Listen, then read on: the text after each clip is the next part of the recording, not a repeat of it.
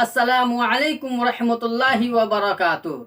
تو دوستو، یہ جو ہمارا سبق جو چل رہا ہے وہ تختی نمبر 4 کے ریلیٹڈ سے ہے، اور الحمدللہ تختی نمبر 4 میں جو کہ ہم نے بتلایا کہ حروف مدہ 3 ہے، الف یا واو۔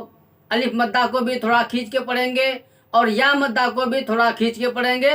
اب یہ دونوں ہو چکا ہے، اور آج جو ہم سبق شروع کرنے والے ہیں وہ واو مدہ کا شروع کرنے والے ہیں۔ واو مدہ کو ہم کیسے پہچانیں گے کہ یہ واو مدہ ہے؟ تو اس کا پہچان یہ ہے کہ واو ساکن ہو اور اس سے پہلے پیش ہو۔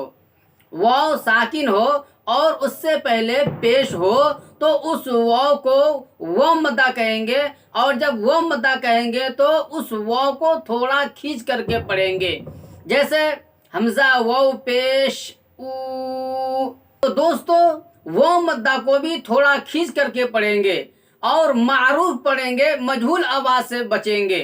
معروف کیسے پڑھنا ہے؟ حمزہ واو پیش او، اور مجہول کیسے پڑھنا ہے؟ حمزہ واو پیش او، لیکن ہمیں او نہیں پڑھنا ہے بلکہ او پڑھنا ہے، تھوڑا کھینچ کر کے پڑھنا ہے، او۔ بس چلتے ہیں، جلدی سے فٹافٹ اپنے سبق کو شروع کر لیتے ہیں۔ اس سے قبل ہمارا آپ سے ایک ریکویسٹ ہے، درخواست ہے کہ اگر آپ ہمارے یوٹیوب چینل پر نئے آئے ہیں اور ابھی تک ہمارے چینل کو سبسکرائب نہیں کیے ہیں تو ہمارے چینل کو ضرور سبسکرائب کریں، تاکہ فیوچر میں آنے والا ہر ویڈیو کی نوٹیفیکیشن سب سے پہلے آپ کی خدمت میں پہنچ سکے۔ بس چلتے ہیں دوستو، اپنے سبق کو شروع کر لیتے ہیں۔ بسم اللہ الرحمن الرحیم۔ بس دوستو چلتے ہیں، جلدی سے سبق کو شروع کر لیتے ہیں، وقت کی قلت ہے۔ دیکھیے یہاں پر لکھا ہوا ہے جس پر جزم ہو اور اس سے پہلے پیش ہو، یہ واو مدہ کا پہچان ہے۔ کیسے پڑھنا ہے؟ تھوڑا کھینچیں اور معروف پڑھیں، اس طریقے سے ہم پڑھیں گے۔ حمزہ واو پیش او، با واو پیش بو، تا واو پیش تو، ثا واو پیش سو، جیم واو پیش جو، حا واو پیش حو، خا واو پیش خو، اور ہر ایک کے اوپر انگلی رکھتے ہوئے چلے جائیں گے اور اچھے طریقے سے سمجھ کر پڑھتے ہوئے چلے جائیں گے۔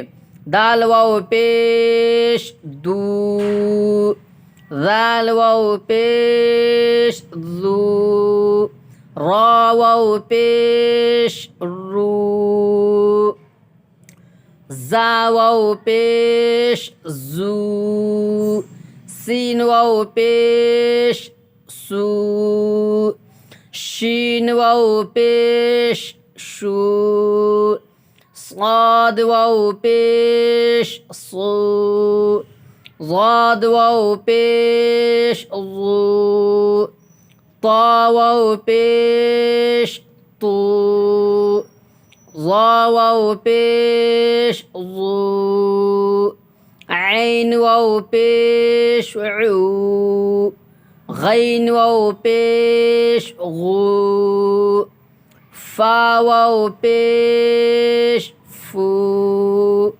قاف واو پیش قو، کاف واو پیش کو، لام واو پیش لو، میم واو پیش مو، نون واو پیش نو، واو واو پیش وو، ہا واو پیش ہو، حمزہ واو پیش او، یا واو پیش یو۔